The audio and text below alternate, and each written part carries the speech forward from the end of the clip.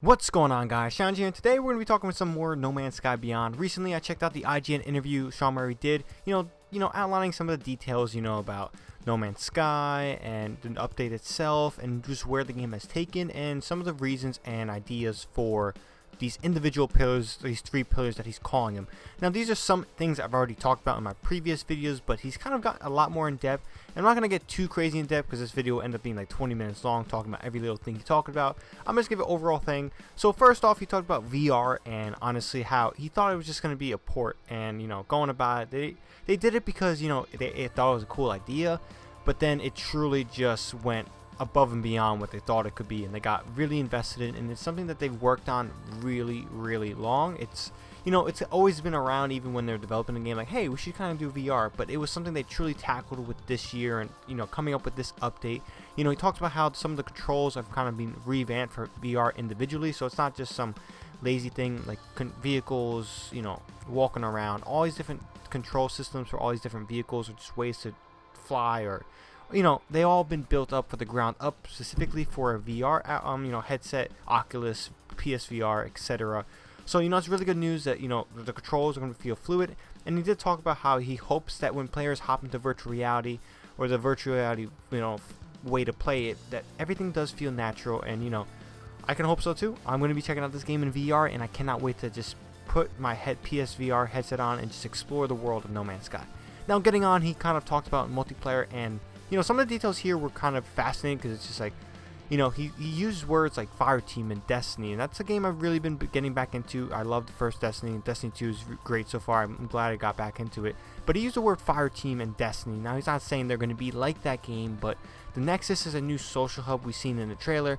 Pops up in space, this whole brand new area. We've seen images of it, and pretty much it's kind of the portable tower, as he talks about. It's a place where you can, you can share your bases, or you can go see bases, new galactic map, new things to upgrade and buy from the Nexus. It's a place where you'll see players continuously. He talked about how they up the abilities of, not the abilities, but like the scale and size of, server slots. So on certain platforms, from what I read, 32 is going to be PC, 16 is going to be, PS4, Xbox. Now, it kind of sucks it won't be 32, but again, I understand the limitations of console compared to some of the flexibility of PC, so not totally surprised on that front. No Man's Sky is probably a better experience on PC due to the fact that you can probably do a lot more things. But yeah, like, I don't know. I'm really looking forward to expanding online. There's different missions, and he talked about how online has always been a goal and a focus to make, obviously you play with friends, you're gonna have a lot more fun than you might be playing by yourself. But he didn't want to limit the opportunity of online just for people that have friends that play No Man's Sky. Like, you have to tell your friends to purchase No Man's Sky to play this game with you. You can randomly meet people on the Nexus. You can do, missions with them, bounties, archaeological missions, base building missions. There's a lot of missions you can do with other people that you might not know. You can hop into what he calls a quote-unquote fire team, or just a group together and just do things in the world of No Man's Sky. And that detail let alone is just phenomenal, and I cannot wait to see some of the online features that are probably going to be a lot more deeper when it comes to just playing No Man's Sky with other people. Now, last but not least, he kind of talked about how the third pillar was just kind of a cohesive pillar. I've said this before in my other videos, how he wants to just bring all different aspects of the game together. He realized that, like, the third pillar, especially when they held out on it, people speculated all these different things. What did they want from this? They wanted base building, they wanted farming, they wanted more differences of planets, they wanted there's a wide range of lists, and they were kind of happy that the third pillar does bring a lot of that together.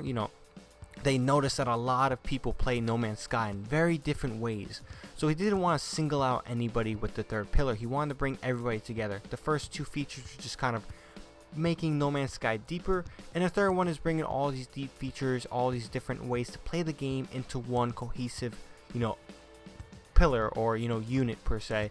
So again, what he said in this interview made me a lot more excited already for No Man's Sky Beyond. The update can't come soon enough. I can't wait to boot up No Man's Sky Beyond, or No Man's Sky, play the Beyond update, and just see what there is. And he says this update is 2 times bigger than Next, and I've read that from other places recently, how this update is bigger than Next, twice the size of Next. And the next update was just phenomenally big and surprising, and he said the patch notes are a lot deeper, a lot of things. So I cannot wait just to see what Beyond has to offer again. But that's pretty much all I got for this one. Hope you guys enjoyed the video. Be sure to like this video if you enjoyed. Subscribe for more videos from me. Until next time, guys, that's all I got for this one. ShadowNinja here, and I'm out.